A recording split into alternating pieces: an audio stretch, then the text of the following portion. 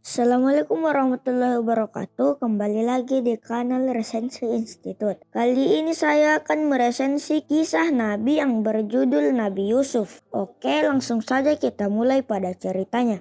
Nabi Yusuf alaihissalam adalah anak dari Nabi Yakub alaihissalam dan Bunda Rahil. Ia merupakan anak ketujuh dari 12 bersaudara. Saat ia masih anak-anak, sang ibu meninggal dunia.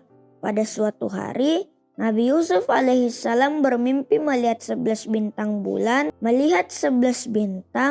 bulan, dan matahari bersujud kepadanya. Nabi Yusuf alaihissalam menceritakan mimpi itu kepada sang ayah, Nabi Yakub alaihissalam.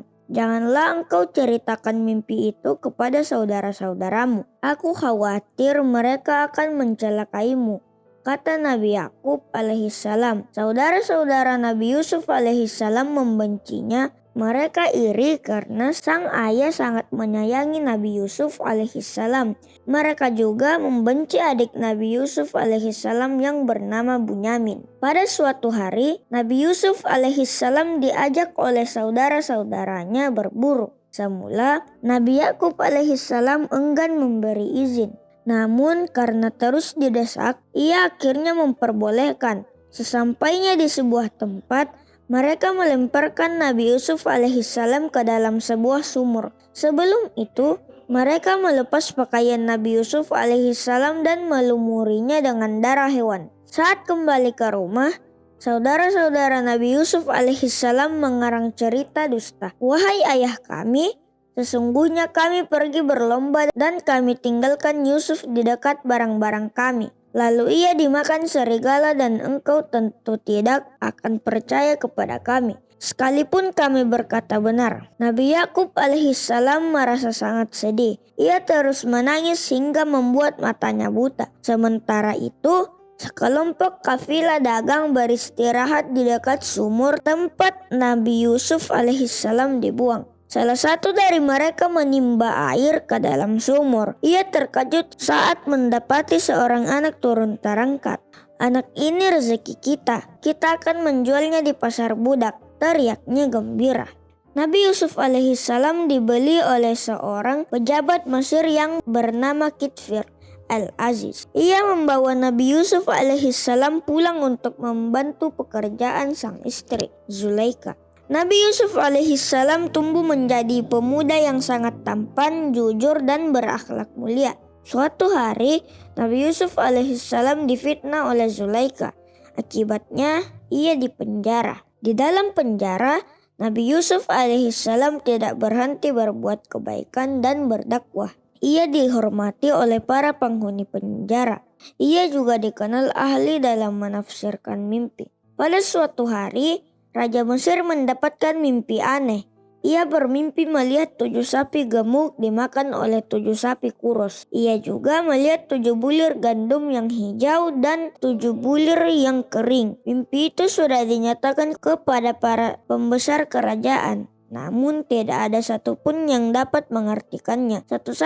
Satu-satunya orang yang dapat mengartikan mimpi sang raja adalah Nabi Yusuf alaihissalam. Negeri Mesir akan mengalami masa subur selama 7 tahun. Sedangkan 7 tahun berikutnya akan terjadi musim paceklik. Jelas Nabi Yusuf alaihissalam. Nabi Yusuf alaihissalam juga memberikan solusi agar Mesir terhindar dari paceklik. Caranya dengan menyisakan hasil panen untuk disimpan. Raja Mesir merasa puas dengan takwil atau tafsir mimpi dari Nabi Yusuf alaihissalam atas perintahnya. Perkara Nabi Yusuf alaihissalam digelar kembali di pengadilan. Nabi Yusuf alaihissalam terbukti tidak bersalah dan dibebaskan. Raja Mesir kemudian mengangkat Nabi Yusuf alaihissalam menjadi bendaharawan negara. Nabi Yusuf alaihissalam bekerja dengan penuh kejujuran. Ia berupaya agar Mesir tidak terkena dampak buruk paceklik. Takwil mimpi Nabi Yusuf alaihissalam terbukti. Kemarau panjang melanda. Banyak negeri mengalami paceklik, termasuk Palestina, tempat keluarga Nabi Yusuf alaihissalam tinggal. Saudara-saudara Nabi Yusuf alaihissalam datang ke Mesir untuk mencari bahan makanan. Nabi Yusuf alaihissalam mengenali mereka.